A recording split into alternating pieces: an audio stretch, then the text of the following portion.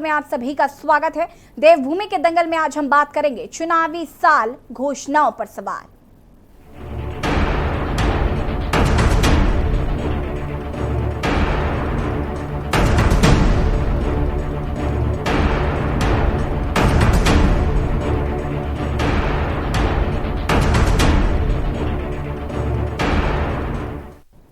उत्तराखंड में अगले साल होने वाले विधानसभा चुनाव से पहले राज्य के मुख्यमंत्री पुष्कर सिंह धामी पूरी ताकत के साथ राज्य के विकास और राज्य के निवासियों के लिए कई बड़ी घोषणाएं कर रहे हैं। इतना ही नहीं, मुख्यमंत्री चुनाव से पहले जनता को डबल इंजन की ताकत का भी एहसास कराना चाहते हैं और यही वजह है कि मुख्यमंत्री लगातार दिल्ली का दौरा कर केंद्रीय मंत्रियों से मुलाकात कर विभिन्न परियोजनाओं को मंजूरी दिलाने की जुगत में लगे हुए हैं। इन सबके बीच मुख्यमंत्री ने स्वतंत्रता दिवस पर जनता को संबोधित करते हुए कई घोषणाएं की हैं। मुख्यमंत्री का दावा है कि सरकार राज्य के विकास के लिए पूरी ताकत के साथ काम कर रही है और करती रहेगी, जबकि विपक्ष का आरोप यह है कि बीजेपी ने 4.5 से अधिक का समय बर्बाद कर दिया है। आज हम इसी पर चर्चा करेंगे, लेकिन उससे पहले देखें रिपोर्ट।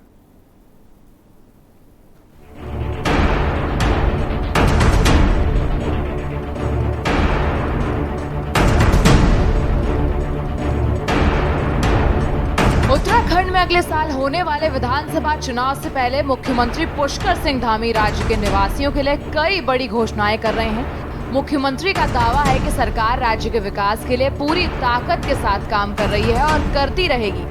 जो ऑनलाइन पढ़ाई में इसलिए भाग नहीं ले पाए कि उनके पास उसके संसाधन नहीं थे, उनको ध्यान में रखते हुए कि हमारे सभी गरीब बच्चे, देश के होनहार बच्चे, हमारे आने वाले नौनियाल, हमारी ये पीढ़ी, ये भविष्य के हमारे स्टार, ये सब आगे आए, इसके लिए हमने निर्णय किया है। चलिए एक नजर डालते हैं मुख्यमंत्री की इन घोषणाओं पर। सीएम पुष्कर धामी की घोषणाएं। प्रदेश के सरकारी स्कूलों के 10वीं और 12वीं के छात्र छात्राओं को मिलेगा निःशुल्क मोबाइल टैबलेट। दिवंगत पर्यावरणविद सुंदरलाल बहुगुणा के नाम पर सुंदरलाल बहुगुणा प्रकृति संरक्षण पुरस्कार की घोषणा। प्रदेश में जनसंख्या नियंत्रण के लिए उच्च स्तरीय समिति का गठन कर प्रभावी कानून लाएगी सरकार। प्रदेश में राज्य भाषा एवं संस्कृति अकादमी की होगी स्थापना। प्रदेश में पलायन रोकने के लिए हिम प्रहरी योजना शुरू होगी। पौड़ी और अल्मोड़ा को रेल लाइन से जोड़ने की संभावना तलाशने के साथ ही मुख्यमंत्री जल्द ही प्रधानमंत्री से मिलेंगे। स्पोर्ट्स कॉलेज रायपुर को शारीरिक शिक्षा का विश्वविद्यालय बनाने की योजना। 25,000 लोगों के लिए मकान बनाने की व्यवस्था करने की योजना। आपको बता दें कि उत्तराखंड में अगले साल विधानसभा का चुनाव होना है। इस चुनाव को जीतने के लिए सभी दल जनता को लुभाने की कोशिश कर रहे हैं। वहीं बीजेपी ने 60+ से ज्यादा सीटें जीतने का लक्ष्य भी रखा है। इस लक्ष्य को हासिल करने के लिए बीजेपी हर संभव कोशिश कर रही है। हालांकि विपक्ष का आरोप है बीजेपी ने जो वादे जनता से किए थे, उन वादों में एक भी वादा पूरा नहीं किया गया है। कांग्रेस प्रदेश अध्यक्ष गणेश गोदियाल का कहना है कि बीजेपी ने जनता का 4.5 साल से अधिक का समय बर्बाद किया है। ये समय घोषणाओं का नहीं, धरातल पर काम को दिखाने का है। वहीं आम आदमी पार्टी का कहना है कि मुख्यमंत्री सिर्फ जनता की आंखों में धूल झोंकने का काम कर रहे हैं। जब कि चुनाव आने वाले हैं, तब लोग घोषणाएं नहीं सुनना चाहते, लोग धरातल पर काम देखना चाहते हैं। और कोई भी राजनीतिक दल हो, जब वो सरकार में रहता है तो चुनाव आते आते वो अपने किए हुए कामों को बताता है, न कि घोषणा करता है। ये ऐसी सरकार है कि जिन्होंने पूरे 4.5 साल बर्बाद किए, तो चूंकि 4.5 साल बर्बाद किए तो घोषणाएं तो करनी है, काम तो कुछ किया नहीं है। तो ये एक अबोध बच्चा भी समझ सकता है कि मुख्यमंत्री धामी जी जो घोषणाएं कर रहे हैं वो सिर्फ चुनावी घोषणाएं हैं, क्योंकि मात्र 5 महीने के कार्यकाल में इतनी सारी घोषणाओं को फ्रेम करके प्लानिंग करना और इम्प्लीमेंट करना असंभव है। ये जनता को वोटों के लिए भ्रमित करना और सस्ती लोकप्रियता अर्जित करने का एक प्रयास है भारतीय जनता पार्टी की सरकार का और मुख्यमंत्री का। कुल मिलाकर उत्तराखंड में विधानसभा चुनाव से पहले मुख्यमंत्री की ओर से की जा रही घोषणाएं कोई नई बात नहीं है, लेकिन सवाल ये है कि क्या सरकार इतने कम समय में इन घोषणाओं को धरातल पर उतार पाएगी? क्या मुख्यमंत्री की घोषणाएं चुनाव में कमाल दिखा पाएंगी? क्या ये घोषणाएं सिर्फ हवाई है या वास्तव में इन घोषणाओं का जनता से कोई सरोकार है भी या नहीं? ऐसे अनगिनत सवाल हैं जिसके जवाब का सबको इंतजार है। देहरादून से के न्यूज इंडिया के लिए अंकित काला की रिपोर्ट।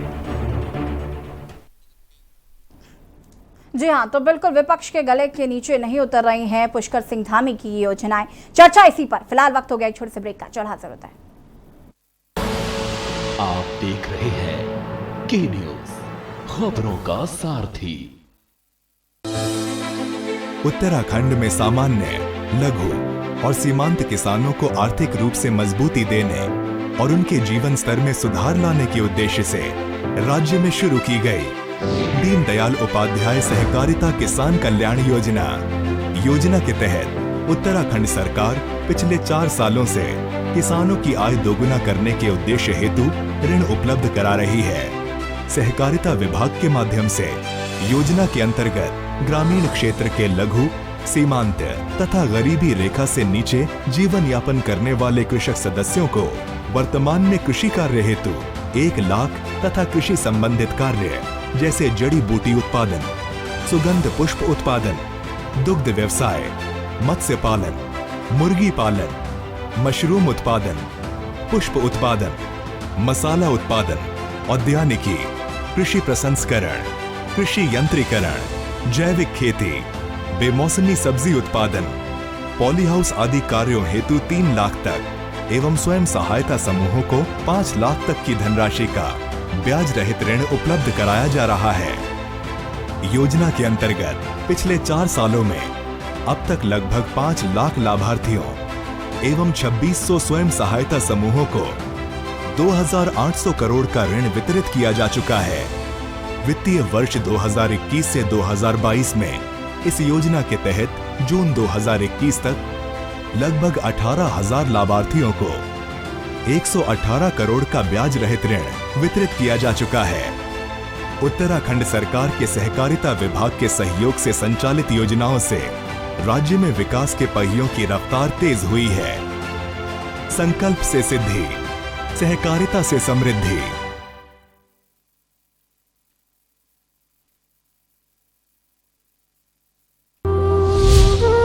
पंकज कुमार ग्राम विकास अधिकारी विकास खंड रमिया बेहड़ लखीमपुर खीरी की तरफ से सभी देशवासियों को 15 अगस्त और रक्षाबंधन की हार्दिक शुभकामनाएं। पंचायत अध्यक्ष सुधा निषाद व अधिशासी अधिकारी वीरेंद्र कुमार यादव और सभी सभासदों की तरफ से नगरवासियों को स्वतंत्रता दिवस की हार्दिक शुभकामनाएं। हम नगरवासियों से अपील करते हैं, कोविड-19 से बचने के लिए शासन की गाइडलाइन का पालन करें। खांसी, तेज बुखार, सांस लेने में परेशानी होने पर नजदीकी सरकारी अस्पताल में जांच कराएं। अपने आसपास सफाई का खास ध्यान रखें। कूड़ा कूड़ेदान में डालें और सफाई कर्मियों का सहयोग करें। गीला कचरा हरे कूड़ेदान और सूखा कचरा नीले कूड़ेदान में डालें। सड़कों, नाले, नालियों व सार्वजनिक स्थानों पर से अतिक्रमण स्वतः हटा लें। आपकी शिकायतें और आपकी राय अमूल्य है। कृपया समय समय पर हमें मार्गदर्शित करते रहें। वीरेंद्र कुमार यादव, अधिशासी अधिकारी, नगर पंचायत खीरी। सुधा निषाद, अध्यक्ष, नगर पंचायत खीरी। आप देख रहे हैं के न्यूज, खबरों का सारथी।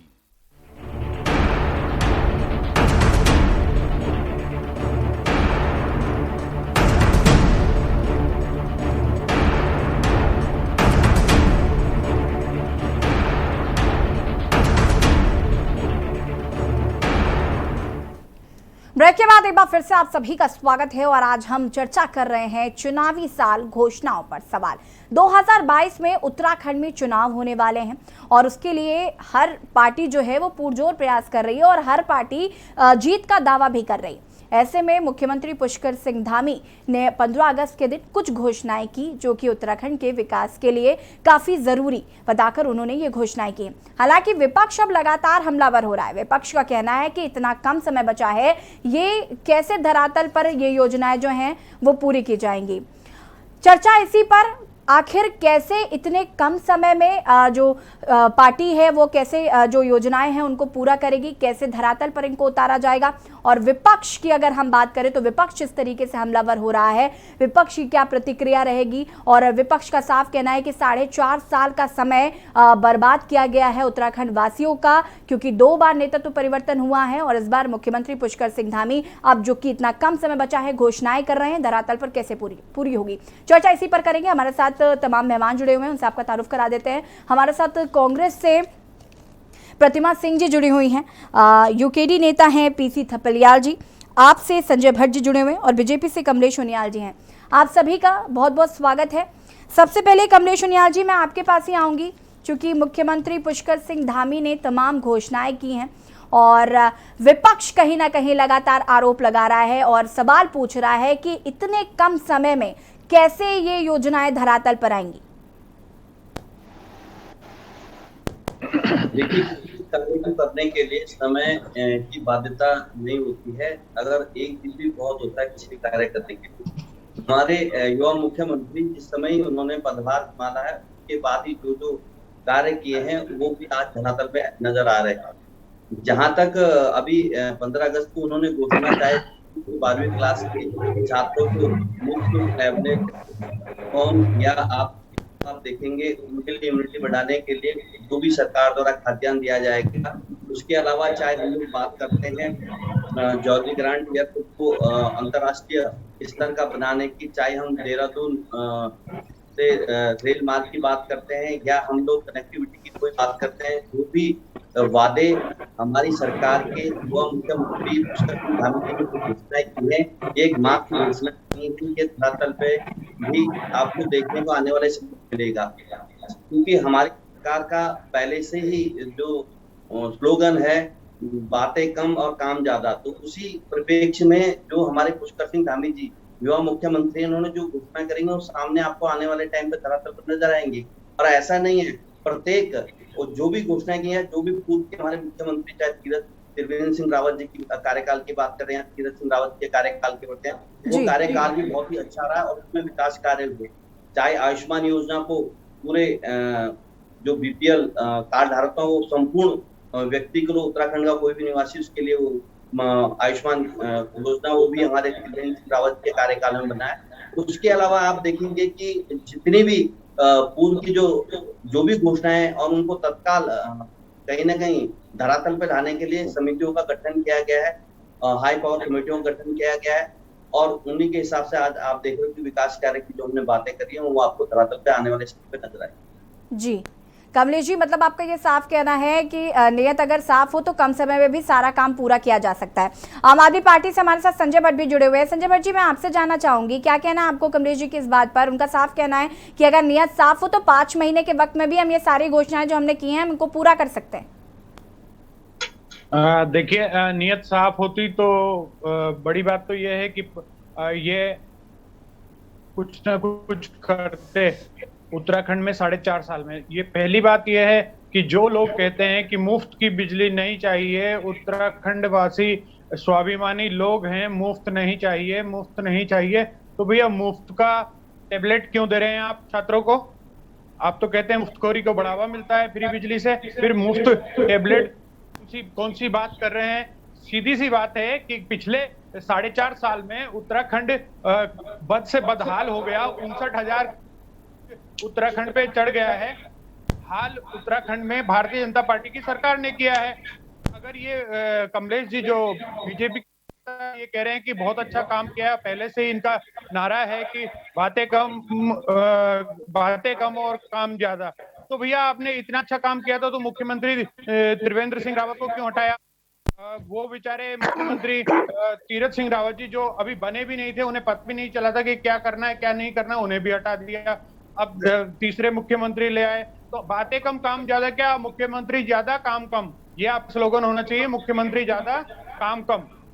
इसी ढर्रे पर ये चलते रहे हैं, हालत बद से बदतर होते गए। स्कूलों की हालत आप देखिए कैसी है, हमने तो पूरा कार्यक्रम उस पे चलाया, सेल्फी विद स्कूल। स्कूल की हालत बद से बदतर हो गई। उन स्कूलों में पढ़ने वाले बच्चों को ये टेबलेट देने की बात कर रहे हैं, तो ये सीधी सी बात है, ये चुनावी जुमला है इनका। ये इनके राष्ट्रीय नेताओं ने कहा भी था कि चुनाव में जुमले कह दिए जाते हैं और उसको ज्यादा वो नहीं लेना चाहिए, ये जुमला है। ये जुमलेबाजी कर रहे हैं, 4 महीने बाकी बचे हैं, उसमें इन्होंने सिर्फ जुमलेबाजी और लोग लुभावनी करनी है ताकि जनता इनके जो काम इन्होंने नहीं किया, जो बेकार सरकार, निकम्मी नाकारा सरकार, 0 वर्क सरकार दी है, उससे बचने के लिए ये इस प्रकार के वादे और बातें कर रहे हैं जिसे सिर्फ और सिर्फ जुमला कहा जा सकता है। जुमले के सिवाय ये कुछ नहीं है। जनता जान चुकी है भारतीय जनता पार्टी की हकीकत क्या है। कल ही इनके 2 विधायकों के खिलाफ आक्रोश दिखाया, चाहे वो इनके बहुगुणा जी हो विधायक, उनके सामने जनता ने जो कहा, या गंगोली हाट से विधायक हैं श्रीमती मीना गंगोला, उनका विरोध हुआ। वहां साफ साफ नारे भी लगे कि 500 का नोट लोगे तो ऐसी ही सड़क दो, यानी सड़क का भी काम नहीं कर पाई, ये अस्पतालों पे भी काम नहीं कर पाए, स्कूलों पे भी काम नहीं करे, रोजगार की तो बद से बदतर हालत हो गई। अब ये सोचिए, जिस सरकार ने बेरोजगारी को 23.4% के साथ पूरे भारत में नंबर 1 पहुंचा दिया हो, उस सरकार के बारे में आप कैसे कह सकते हैं कि ये बहुत अच्छी सरकार थी और इन लोगों ने बहुत अच्छा काम किया है। जी बिल्कुल संजय जी, तो कहीं ना कहीं आपके आरोप हैं कि चुनाव ये नारा दे देना चाहिए चुनाव में कि मुख्यमंत्री ज्यादा और काम कम। इस पर हम चर्चा आगे जरूर करेंगे, आप सभी हमारे साथ बने रहिए। यहाँ पर हम बात कर रहे हैं चुनावी साल और घोषणाओं पर सवाल। मुख्यमंत्री पुष्कर सिंह धामी ने 15 अगस्त को कुछ घोषणाएं की हैं, विपक्ष लगातार हमलावर हो रहा है। चर्चा इसी पर। फिलहाल वक्त हो गया एक छोटे से ब्रेक का, जल्द हाजिर होता है। आप देख रहे हैं के न्यूज, खबरों का सारथी। राज्य से पलायन रोकने और कोविड काल में उत्तराखंड लौटे प्रवासियों को स्वरोजगार हेतु आर्थिक सहायता मुहैया कराने के उद्देश्य से उत्तराखंड मुख्यमंत्री स्वरोजगार योजना 2021 की शुरुआत की गई है। राज्य सहकारिता विभाग के सहयोग से इसके अंतर्गत विभिन्न तरह की योजनाओं का संचालन हो रहा है। मुख्यमंत्री ई रिक्शा कल्याण योजना के अंतर्गत सहकारी बैंकों द्वारा बेरोजगार युवाओं को ई रिक्शा खरीदने हेतु ऋण उपलब्ध कराया जा रहा है। राज्य में अब तक कुल 2691 लाभार्थियों को लगभग 29 करोड़ का ऋण वितरित किया गया है। इससे कोविड काल में हम लोग को एक व्यवसाय मिला और हम लोग रिक्शा चला रहे हो, आमदनी बढ़ रही है इससे।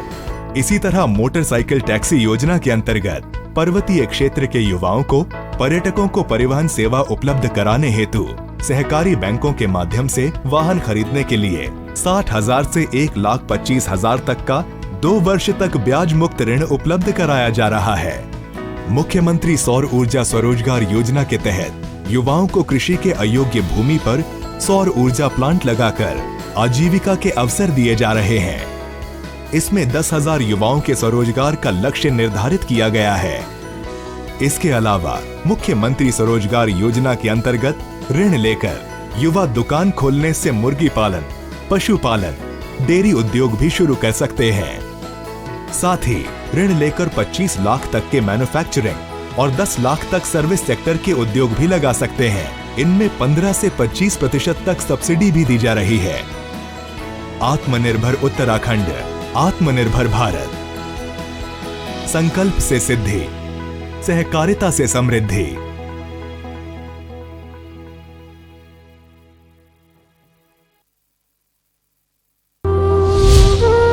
Babita Kaur Khanuja, ward number 9, Guru Nanak ward, Manendragarh, Chhattisgarh की ओर से शहरवासियों को स्वतंत्रता दिवस एवं रक्षाबंधन की हार्दिक शुभकामनाएं। सुनीता मिंज, रेलवे सुरक्षा बल, मनेंद्रगढ़, छत्तीसगढ़ की ओर से समस्त देशवासियों को स्वतंत्रता दिवस एवं रक्षाबंधन की हार्दिक शुभकामनाएं। नगर पालिका अध्यक्ष मनेंद्रगढ़ प्रभा पटेल जी की ओर से समस्त देशवासियों को स्वतंत्रता दिवस एवं रक्षाबंधन की हार्दिक शुभकामनाएं।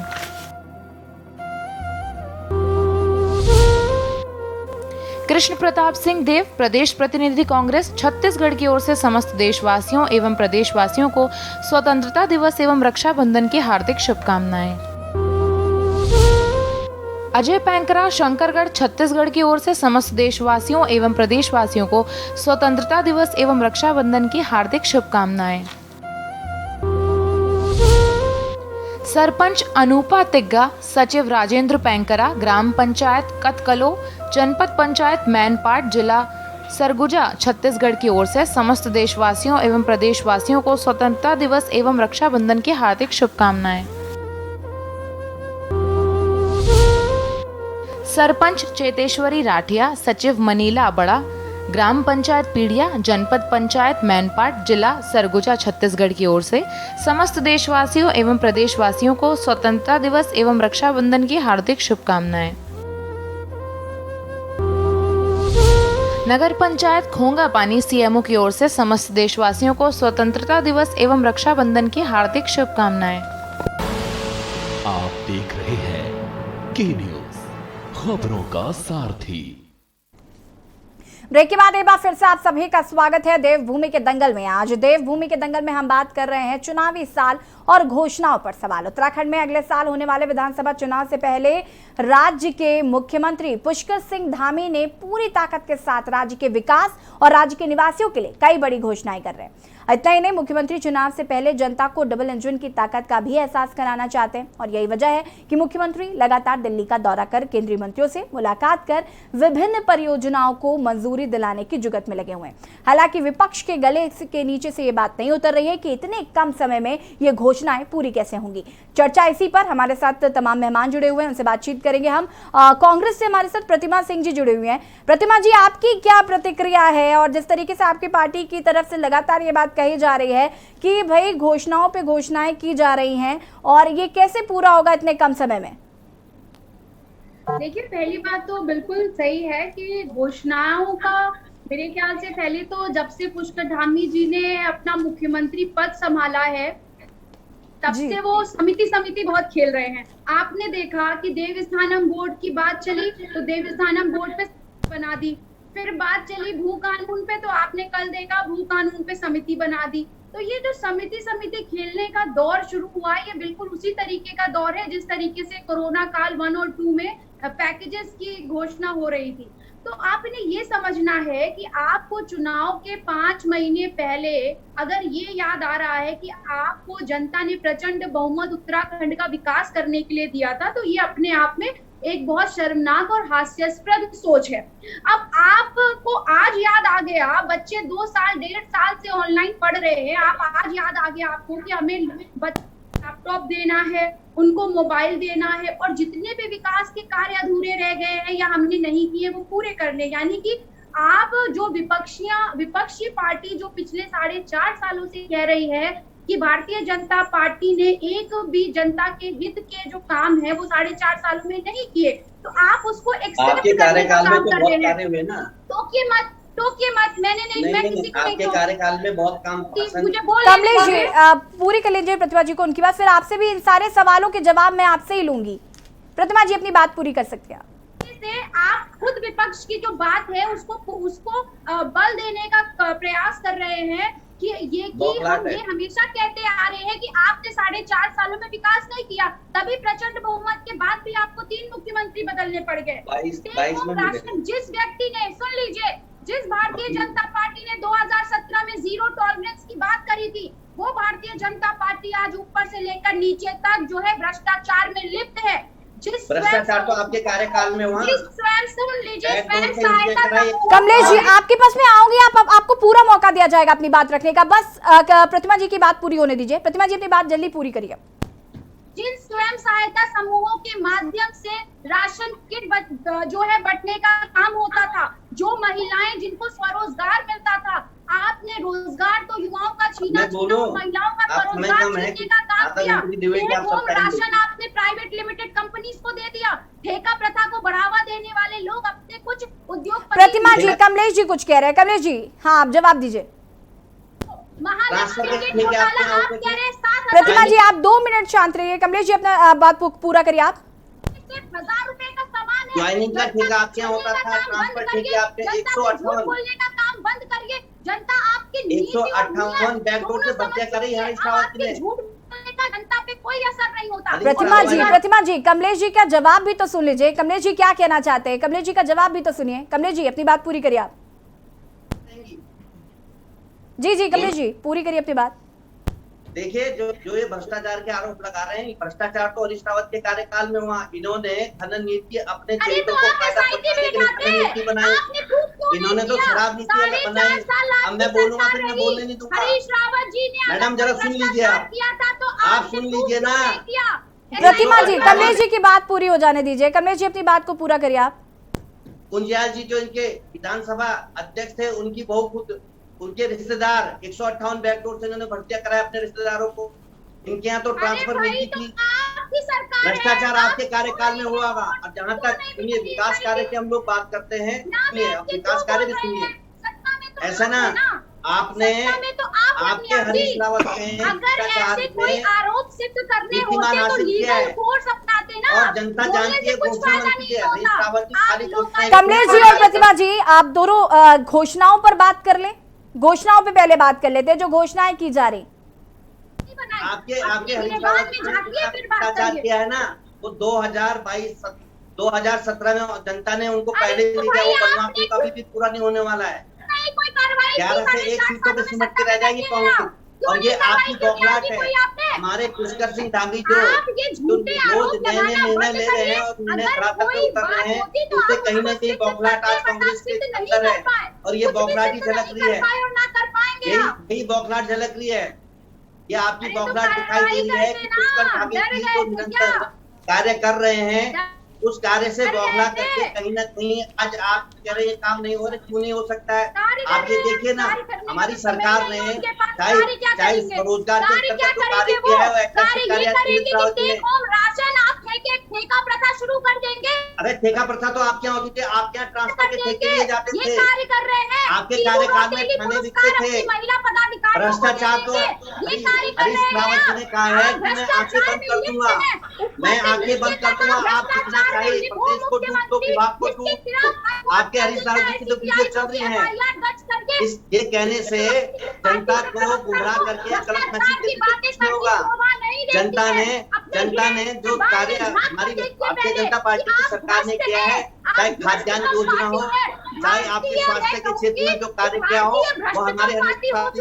कमलेश जी और प्रतिमा जी, आप दोनों की बातें समझ में नहीं आ रही हैं। एक एक करके अगर आप जवाब देंगे तो शायद बातों को स्पष्ट तरीके से आप जनता तक रख सकते हैं।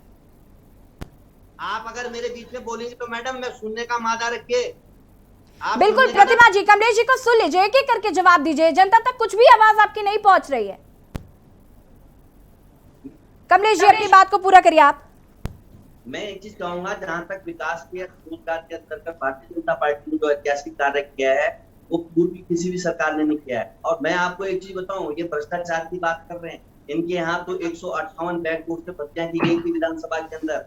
कुंजाल जी की खुद बहू, इनके कार्यकाल में शिक्षा मंत्री जी, उनके सारे रिश्तेदार आज टीचर बने हुए। सबसे ज्यादा भ्रष्टाचार तो इनके कार्यकाल में हुआ। दूसरी बात मैं आपको एक चीज और कहना चाहूंगा कि हरीश रावत, अब सुन लीजिए ना मैडम, सुन लीजिए, बोलने दीजिए। मैंने आपके बीच में फिर मैं बोलूंगा हरीश रावत जी ने कमलेश जी और प्रतिभा जी, मैं आपके पास आऊंगी, उससे पहले हमारे साथ यूकेडी नेता पीसी थपलियाल भी जुड़े हुए हैं। पीसी जी अपनी बात को आप रखिए कि जिस तरीके से चुनावी साल है, घोषणाओं पर सवाल लगातार पूछा जा रहा है, आपकी क्या प्रतिक्रिया है इन घोषणाओं को लेकर? क्या लगता है जल्द से जल्द ये जो घोषणाएं हैं उनको पूरा कर लिया जाएगा, या आप भी मानते हैं कि नहीं हो पाएगा? जो घोषणाएं हैं जी, अब घोषणाओं पे जनता का विश्वास उठ चुका है।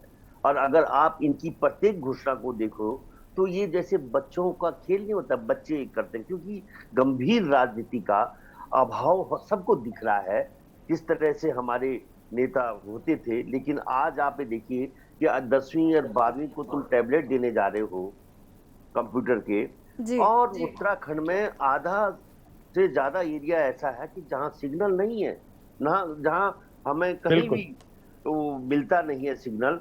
मैं अभी लैंसडाउन विधानसभा क्षेत्र से भ्रमण करके आया, वहां पे बच्चे रो रहे हैं, कोई तुम कुछ भी दे दो उनको।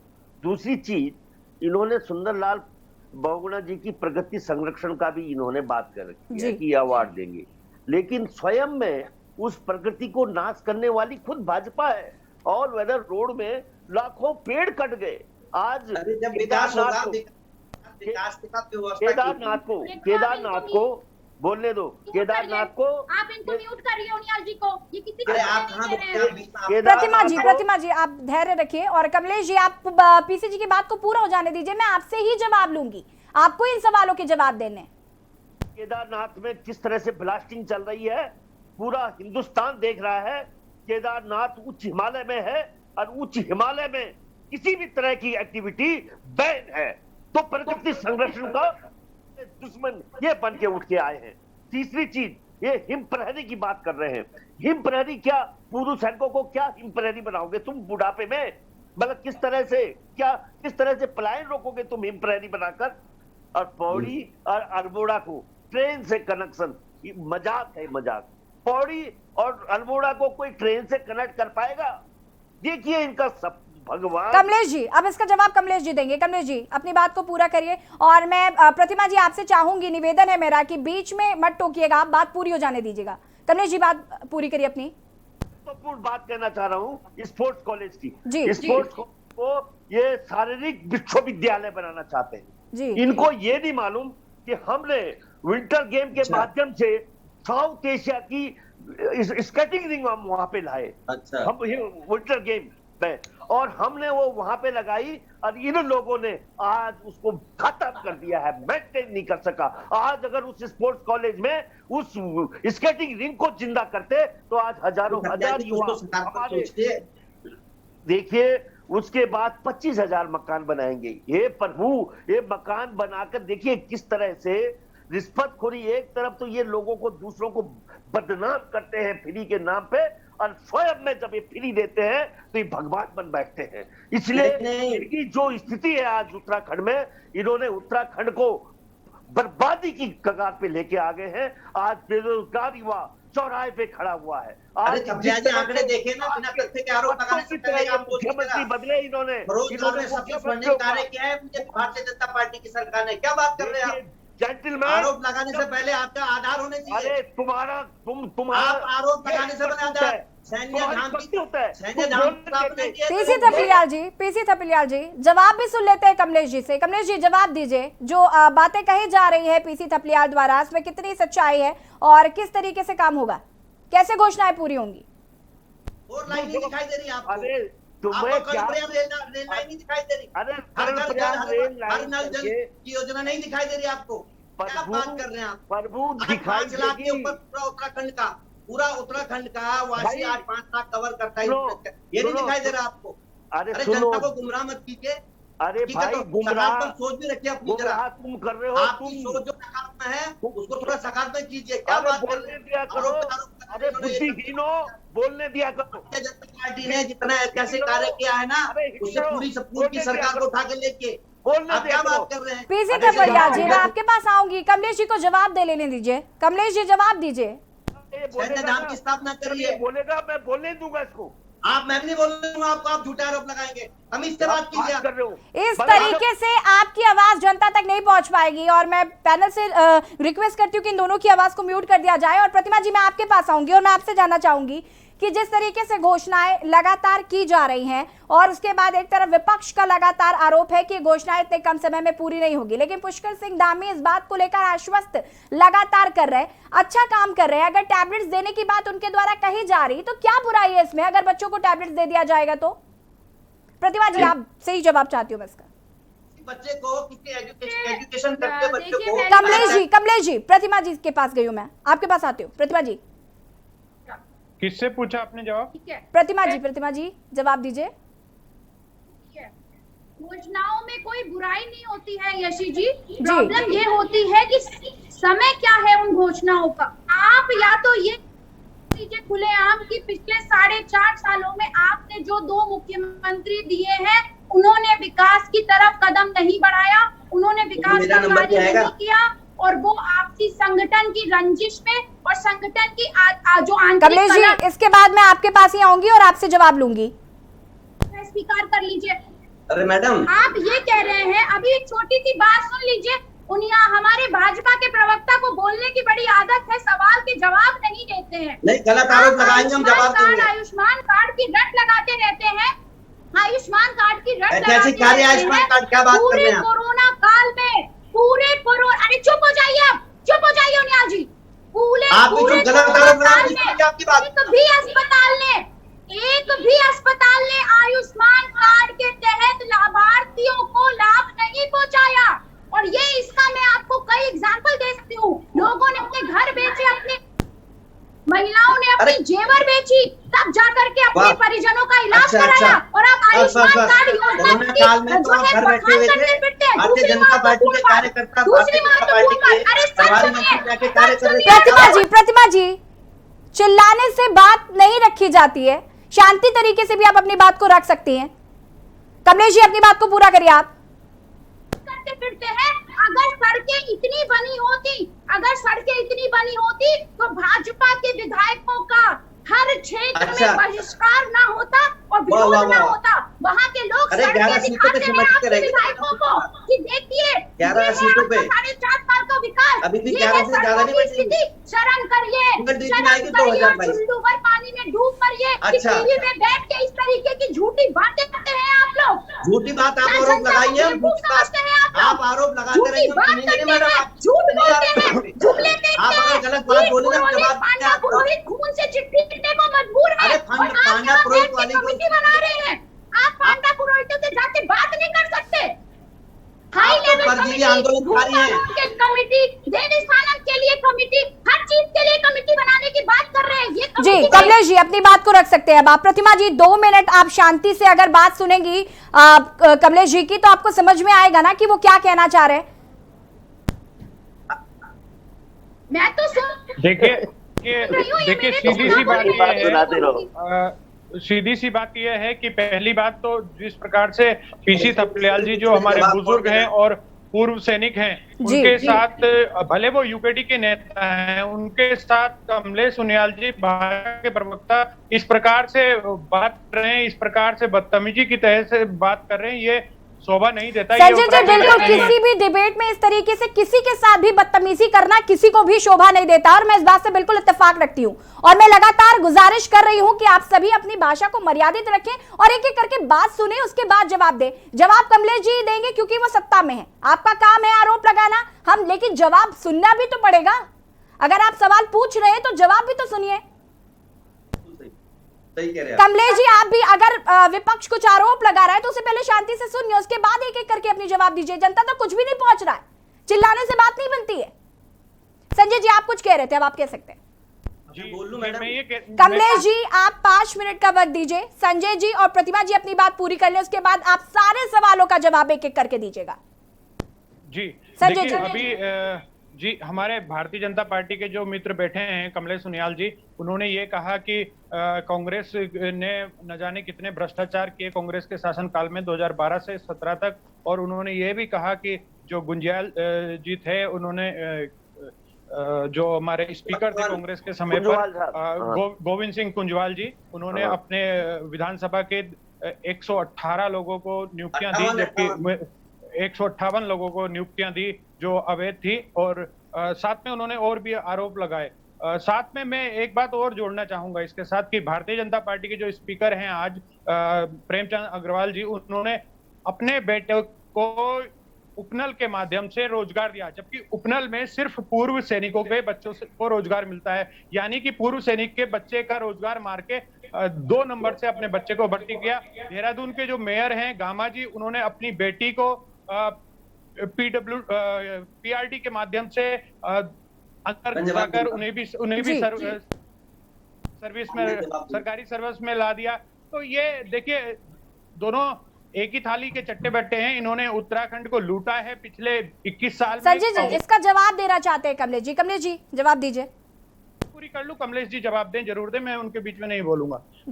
मैं अपनी बात पूरी करना चाह रहा था मैडम, अगर आपकी आज्ञा हो। जी बिल्कुल बिल्कुल पूरी करिए। मैंने यही कहा कि भारतीय जनता पार्टी और कांग्रेस ने पिछले 21 साल से उत्तराखंड को बदतर हालत में ला दिया है। उत्तराखंड में आज जो हालात हैं रोजगार के, आप सोचिए जो 23.4% रोजगार हो गया है, वो किसकी देन है? ये 11 मुख्यमंत्रियों की देन है। 20 साल में 11 मुख्यमंत्री। भैया तुम लोगों ने तो सीधे सीधे यही किया है कि काम और मुख्यमंत्री ज्यादा, चाहे कांग्रेस हो या भारतीय जनता पार्टी, एक ही काम किया है, आपने मुख्यमंत्री दिए इस प्रदेश को, और जो रही सही कसर थी वो इन मुख्यमंत्री ने पूरी कर दी। रोजगार तो युवाओं को दे नहीं पाए, ऊपर से 40,000 जो हमारी महिलाएं थी उनका रोजगार छीन लिया। उनमें से 2 महिलाओं ने टीलू रोतेली पुरस्कार मुख्यमंत्री जी को वापस कर दिया है। तो शर्म करनी चाहिए इस भारतीय जनता पार्टी सरकार को। जी अब कमलेश जी आप संजय भट्ट जी की बातों का जवाब देंगे, आप दीजिए। सबसे पहले तो मैं थपलियाल जी के जो हमारे पूर्व सैनिक हैं जी, मेरा कोई उनसे ये नहीं था। अगर आप भाषण के माध्यम से यहाँ पे एक तरफा आरोपी की झड़ियां लगा दोगे, और चुनाव काल में आपने हमसे पूछा क्या ये कार्य कर सकते हैं, नहीं कर सकते हैं। हमने एक चीज देखा कि हमने जो भी वादे किए हैं उसके हिसाब से हमारी सरकार ने काम भी किया है। अब ये कह रहे हैं कि मुफ्त टैबलेट मुफ्त टैबलेट और मुफ्त बिजली में बहुत अंतर है। मुफ्त टैबलेट की स्थिति ये है कि एक कोई लड़का अगर कोई विद्यार्थी अगर पढ़ रहा है उसको प्रोत्साहन करने के लिए, आगे बढ़ने के लिए उसको एक टूल दिया जा रहा है। मुफ्त बिजली का मतलब है कि मतलब कोई कमा रहा है। टैबलेट जो होगा सुनिए, आप सुनिए ना पूरी बात सुनिए आप संजय जी और कमलेश जी, एक मर्यादित भाषा का प्रयोग करिए। शांति से भी आप टोक सकते हैं या बोल सकते हैं। जी पूरी करिए अपनी बात कमलेश जी।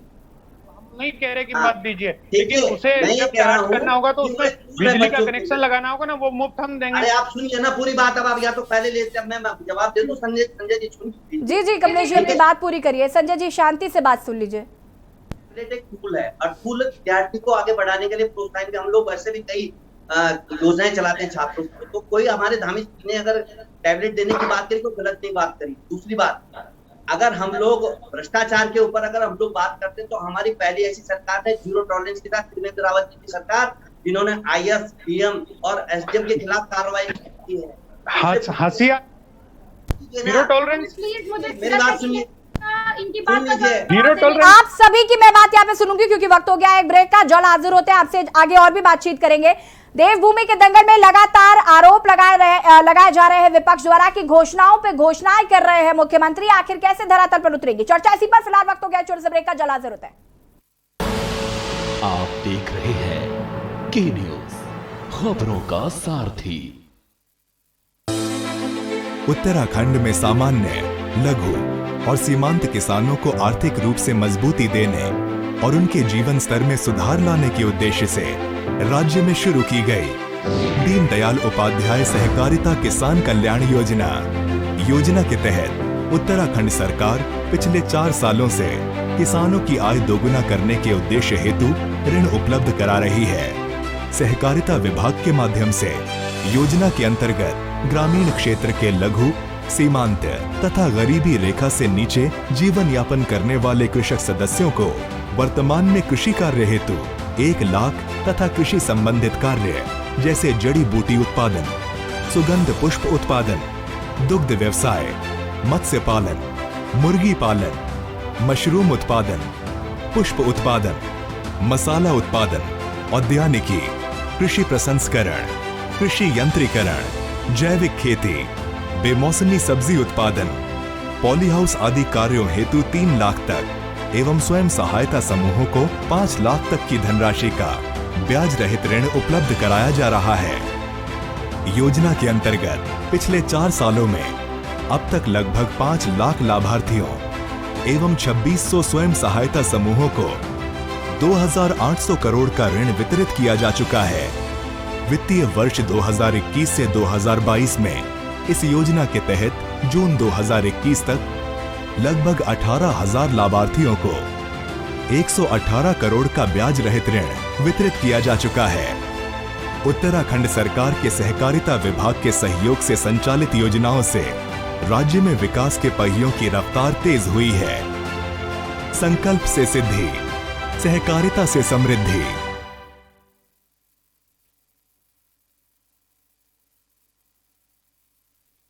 खुदी को आजमाया है तो ये अंदाज आया है, खुदी को आजमाया है तो ये अंदाज आया है। तुम में भी मैं हूं, शुद्ध प्लस पान मसाला। आप देख रहे हैं के न्यूज, खबरों का सारथी। ब्रेक के बाद एक बार फिर से आप सभी का स्वागत है और आज हम बात कर रहे हैं चुनावी साल, घोषणाओं पर सवाल। उत्तराखंड में अगले साल होने वाले विधानसभा चुनाव से पहले राज्य के मुख्यमंत्री पुष्कर सिंह धामी ने जिस तरीके से घोषणाएं की हैं, उसके बाद विपक्ष लगातार हमलावर हो रहा है कि आखिर इतने कम समय में ये घोषणाएं कैसे पूरी होंगी। हम लगातार इसी पर चर्चा कर रहे हैं कि विपक्ष के गले से धामी की योजनाएं नहीं उतर रही हैं। हालांकि सरकार का साफ कहना है कि अगर नीयत साफ हो तो कोई भी काम किया जा सकता है। मुफ्त टैबलेट देने की बात पुष्कर सिंह धामी द्वारा कही जा रही है। उसके बाद विपक्ष लगातार आरोप लगा रहा है कि आखिर मुफ्त टैबलेट दिए जा रहे हैं, लेकिन इंटरनेट कनेक्शन, जो कि नेटवर्क प्रॉब्लम बहुत ज्यादा है पहाड़ी क्षेत्रों में, वहां पर इन सब समस्याओं से लोग दो चार होते हैं, वो कैसे सुलझा जाएगा। तमाम तरीके की चीजें जो है वो सामने आ रही हैं। चर्चा हम इसी पर कर रहे हैं। हमारे साथ तमाम गेस्ट जुड़े हुए हैं, उनसे भी बातचीत कर रहे हैं। प्रतिमा जी, आपको क्या कुछ कहना है इसको लेकर? देखिए, पहले तो मैं हमारे भारतीय जनता पार्टी के जो प्रवक्ता हैं उनको स्पष्ट रूप से दो बात बताना चाहती हूँ, और उनसे प्लीज बोल दीजिए बीच में ना टोके, क्योंकि बोलते बहुत हैं। अरे बोलिए। अब आप समझिए, आपने कहा आप भ्रष्टाचार की बात करते हैं, आपने कहा कांग्रेस ने भ्रष्टाचार किया। अरे भाई, 4.5 सालों से सत्ता पे काबिज हैं आप, प्रचंड बहुमत की सरकार है, ये भी नहीं है कि कोलिजन गवर्नमेंट में है तो सभी जो है पार्टियों का आपको देखना है। आप कार्रवाई कर दी, अगर कांग्रेस ने भ्रष्टाचार किए थे तो आप कार्रवाई कर लेते, क्योंकि आप कार्रवाई कर नहीं सकते, क्योंकि ये सिर्फ जनता की आंख में धूल झोंकने के लिए भ्रष्टाचार खेलते रहे आप 2017 में। और एक बात बता दूं, 2017 में जनता ने आपके जुमले खरीद लिए कि डबल इंजन की सरकार देंगे, वहां पे मोदी, यहाँ पे जो है जो भी। अब आप समझिए, 2017 से लेकर आज 2021 हो चुका है, डबल इंजन का इंजन शुरू ही नहीं हुआ, क्योंकि अगर इंजन शुरू होता तो कोरोना काल में देवभूमि के जितने भी लोग थे उन्होंने अपने परिजनों को ना खोया होता, और वो भी ऑक्सीजन की कमी से खोया, मेडिसिन की कमी से खोया। उसके बाद आपने पाया कि यहाँ पे किस तरीके से जो है जारी हो रही है ऊंची सिरिंज की। चुप जाइए, मैंने पहले ही कहा था चुप हो जाइए, नहीं तो मैं आपको एक शब्द नहीं बोलने दूंगी, मैं आपको एक शब्द नहीं बोलने दूंगी। उन्याल जी बोलिए एक शब्द नहीं बोलने दूंगा अभी नहीं हुए तो। मैडम, दूसरी बात, आप की बात करते हैं, आप 21, आप सुन लीजिए, एक मिनट सुन लीजिए, अगर आपने इतना विकास का कार्य किया होता तो आज जनता को जाके जवाब दे दीजिए कि सारे 3 मुख्यमंत्री क्यों बदले गए। अच्छा, मुख्यमंत्री कोरोना टाइम में कुंभ कराया आपने, उस कुंभ में जो घोटाला हुआ, उस घोटाले में ऐसी तस्वीरें सामने आई जो मुख्यमंत्री से लेकर प्रधानमंत्री और स्मृति ईरानी तक को कटघरे। प्रतिमा जी, अब मैं आपको यहाँ पर रोकना चाहूंगी और इसका जवाब कमलेश जी देंगे। जवाब दीजिए कमलेश जी। भाषण हो गए समाप्त, मैं दे दूं जवाब। कमलेश जी जवाब दीजिए। तथ्यों के साथ बात करते हैं, आप जो भी लेके आएंगे। प्रतिमा जी, अगर कमलेश जी आपको शांतिपूर्वक सुन रहे थे तो आप भी कमलेश जी को सुन लीजिए। प्रतिमा जी, मैं आपसे विनम्र निवेदन कर रही हूं कि आप 2 मिनट शांति से कमलेश जी की बात सुन लीजिए। कमलेश जी का जवाब देना भी उतना ही जरूरी है। कमलेश जी जवाब दीजिए। 3 मुख्यमंत्री बदल चुके हैं, विपक्ष तो सवाल पूछेगा ना, आखिर 3 मुख्यमंत्री बदल चुके हैं तो। मेरे को बोलना मैडम। जी कमलेश जी जवाब दीजिए। देखिए, मैं एक चीज कहूंगा, ये हमारी कांग्रेस के प्रवक्ता है, अभी ये बता रहे थे कि भाई डबल इंजन की सरकार। आप ये देखिए ना, डबल इंजन की सरकार, वैसे भी बोलते कि डबल इंजन की सरकार। आप ये बताइए, ऋषिकेश से या नेपाली फार्म से देहरादून आने में 1 घंटा लगता था, आज 38 मिनट में पहुंच जाता है आदमी। ये डबल इंजन की सरकार का काम है। कर्णप्रयाग इन्होंने जो ड्रीम प्रोजेक्ट, सुनिए ना, इन्होंने जो ड्रीम प्रोजेक्ट था महाराज का, ड्रीम प्रोजेक्ट था, उनका पूरा नहीं दिया, इसीलिए उन्होंने भारतीय जनता पार्टी का साथ दामन थामा। आज कर्णप्रयाग 2022 या 2024 में हम लोग उसमें यात्रा भी करेंगे। अरे कांग्रेस सुन लीजिए प्रतिमा जी, कमलेश जी को सुन लीजिए। कमलेश जी ने आपको शांतिपूर्वक सुना था, मैं आपको भी बोलने का मौका दूंगी। प्रतिमा जी, आपको पूरे मिनट दिए जाएंगे बोलने के लिए। कमलेश जी अपनी बात पूरी करिए। तो वो रेल प्रोजेक्ट पास हुआ था, हमारे पास किए गए प्रोजेक्ट को आप अपना ना बनाइए, यही भारतीय जनता पार्टी की सबसे बड़ी। कमलेश जी जवाब दीजिए। करता है उसका श्रेय आप जरूर ले लेते हैं, और मैं आपको यहाँ पे झूठा श्रेय लेने नहीं दूंगी। वो योजना, वो परियोजना यूपीए सरकार ने सैंक्शन की थी, अब आज वो पूरी हुई है, उसका श्रेय ना लीजिए आप, उसका पूरा का पूरा श्रेय कांग्रेस को ही जाएगा। अच्छा सुनिए, कमलेश जी जवाब दीजिए। होता है ना, सब राहुल गांधी की तरह बात करते हैं, कंफ्यूजन नहीं हो जाती है। आप सब राहुल गांधी की तरह क्यों बात करते हो? अपना दिमाग भी लगाइए। बिल्कुल मोदी जी की तरह जुमले बोलते हैं, और आप पप्पू की तरह और हम राहुल गांधी जी की तरह तथ्यों पे बात करते हैं। आप थोड़ा ना ऐसे राहुल जी की बात, थोड़ा कॉमन सेंस रखिए। आपकी हिम्मत है तो आप तथ्यों पे बात करिए। कितनी योजनाएं आपने 4.5 सालों कॉमन सेंस लगाइए, जनता को दी है। कमलेश जी यहाँ पर जो मुद्दा है उस पर बात कीजिए, हम घोषणाओं पर बात कर रहे हैं। जो आरोप विपक्ष द्वारा लगाए जा रहे हैं उन पर जवाब दीजिए। राहुल गांधी और मोदी पर हम चर्चा नहीं कर रहे हैं, यहाँ पर राज्य सरकारों की बात कर रहे हैं ना। तो राज्य सरकार में चुनाव होने, 2022 में विधानसभा चुनाव होने, उसमें जो घोषणाएं दी गई है वो जमीनी हकीकत पर पूरी होंगी या नहीं, यही सवाल है विपक्ष का, बस उस पर ही चर्चा होनी है। जवाब दीजिए कमलेश जी। मैडम मैं ये कह रहा हूँ कि जो अभी ये कह रहे थे कि बड़ी डबल इंजन की सरकार और हमारे प्रोजेक्ट है, अरे आपके प्रोजेक्ट क्यों नहीं? 70 साल तक एक परिवार का पूरा शासन रहा है पूरे भारतवर्ष के अंदर। गरीबी हटाओ, गरीबी भ्रष्टाचार। अब सुन लीजिए ना, प्रतिमा जी, कमलेश जी की बात पूरी हो जाने दीजिए। मैं आपको पूरे 2 मिनट दूंगी, आप अपनी पूरी बात आराम से इत्मीनान से रख लीजिएगा। आप अगर मेरे नेता के परिवार पे जाएंगे तो मैं आपकी यहीं पे धज्जियां उड़ा दूंगी, याद रखिएगा। नहीं आप मुद्दे पे रहिए। आप मेरे नेता पे कटाक्ष करेंगे तो मैं आपको बोलने राहुल जी ऐसे बोलते हैं ना, जैसा आप बोल, राहुल जी भी ऐसे बोलते। कमलेश जी, मैंने आपको पहले स्पष्ट कर दिया, यहाँ पर राहुल गांधी और मोदी जी की बात नहीं हो रही है। यहाँ पर बात हो रही है राज्य सरकार की, उत्तराखंड में जो सरकार है उसकी और विपक्ष है उसकी। आप संघी मानसिकता के लोग हैं, संघी मानसिकता के। आप कांग्रेस परिवार का बलिदान नहीं समझ सकते। मैं बोलूं, जवाब दे दूं। आप दोनों से मैं बात करूंगी। मैं संजय भट्ट के पास आना चाहूंगी। संजय भट्ट जी, मैं आपसे जानना चाहती हूँ, कल अरविंद केजरीवाल भी उत्तराखंड पहुंच रहे हैं कुछ घोषणाएं करने जो कि मील का पत्थर साबित होगी उत्तराखंड राज्य के लिए। कैसे कल आ रहे वो भी घोषणा कर रहे हैं, क्या कहना है इसको लेकर भी? जी देखिए, दिल्ली के यशस्वी मुख्यमंत्री अरविंद केजरीवाल जी कल देहरादून आएंगे और 11 कमलेश जी सुन लीजिए, कमलेश जी सुन लीजिए। संजय जी बात पूरी कर सकते हैं।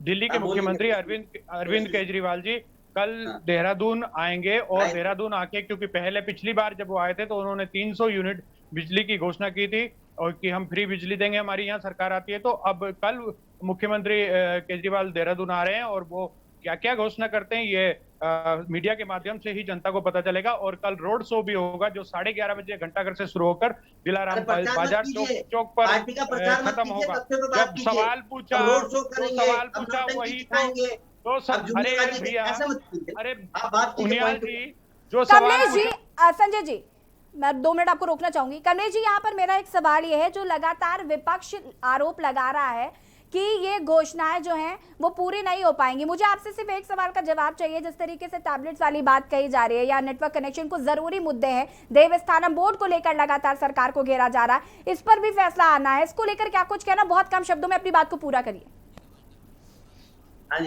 देखिए, सीधी सी बात है, इन्होंने संजय जी समय का बहुत अभाव है और मुझे कमलेश जी से इसका जवाब लेना है। संजय जी समय का बहुत अभाव है, कमलेश जी अपनी बात को 2 मिनट में पूरा करिए जल्दी से।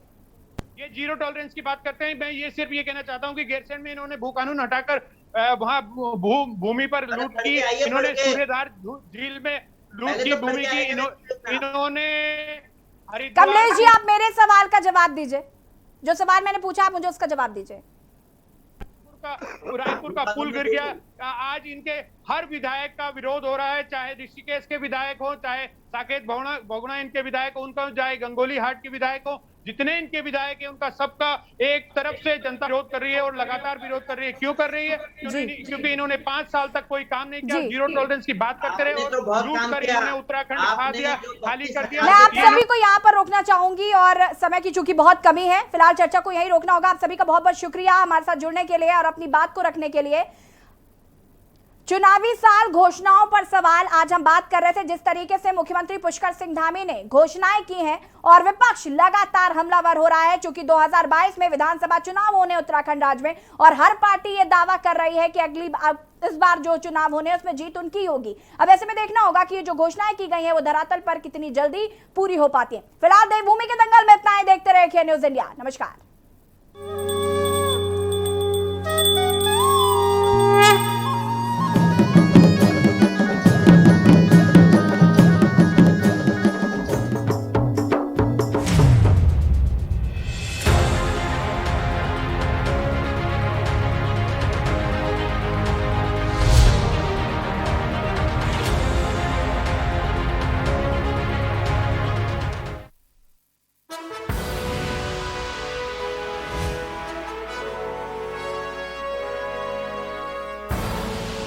आप देख रहे हैं के न्यूज, खबरों का सारथी।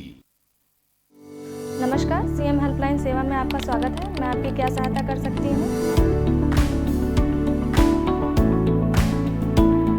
माननीय प्रधानमंत्री श्री नरेंद्र मोदी जी के मार्गदर्शन में योगी सरकार के नेतृत्व में नागरिकों की सहायता एवं सुरक्षा के लिए प्रदेश में विभिन्न हेल्पलाइन संचालित की जा रही हैं। कोविड संक्रमण या पोस्ट कोविड उपचार संबंधित चिकित्सकीय सलाह के लिए 1800-180-5145 पर संपर्क करें। एम्बुलेंस सेवा के लिए कॉल करें 108। गर्भवती महिलाओं एवं नवजात बच्चों को मेडिकल इमरजेंसी में एम्बुलेंस के लिए 102 पर संपर्क करें। मैम, मैं रेणुका बोल रही हूँ। एक लड़का एसिड लेके मेरा पीछा कर रहा है। आप परेशान मत होइए, आपको तुरंत सहायता पहुंच रही है। महिला सुरक्षा से संबंधित किसी परेशानी के समाधान के लिए 1090 पर संपर्क करें। आपातकालीन सेवाओं के लिए 112 पर कॉल करें। सीनियर सिटीजन सहायता के लिए एल्डर हेल्पलाइन 14567 पर कॉल करें। कोई कारणवश किसी भी हेल्पलाइन से सहायता मिलने में कठिनाई होती है या सरकारी कार्यालयों से संबंधित कोई शिकायत है तो मुख्यमंत्री हेल्पलाइन नंबर 1076 पर कॉल करें। सबके साथ खड़ी है सरकार।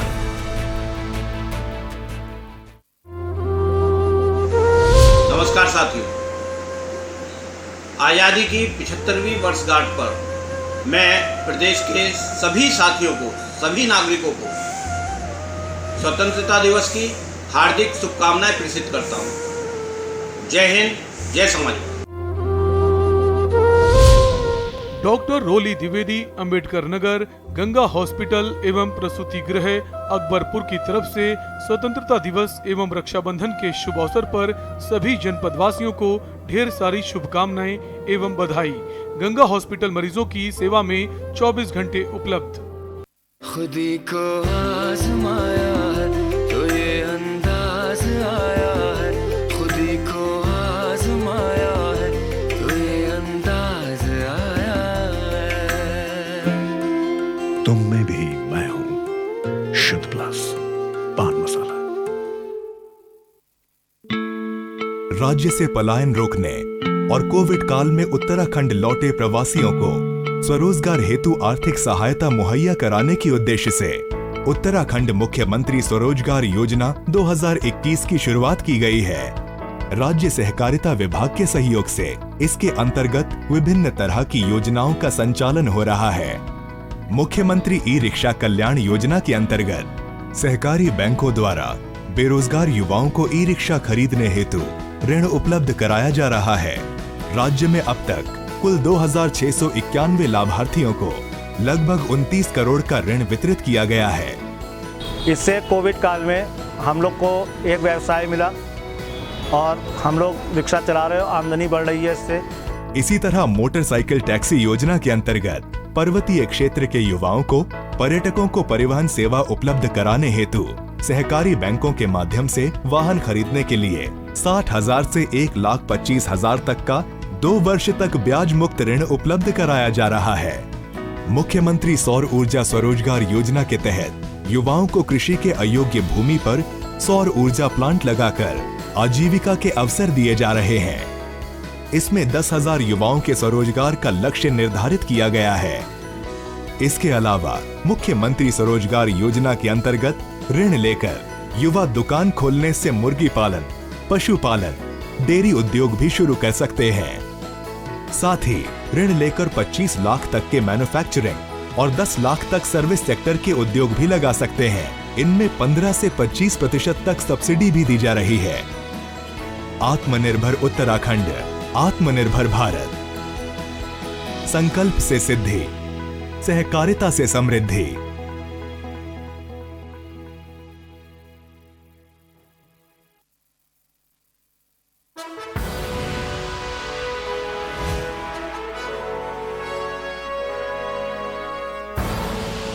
आप देख रहे हैं के न्यूज, खबरों का सारथी।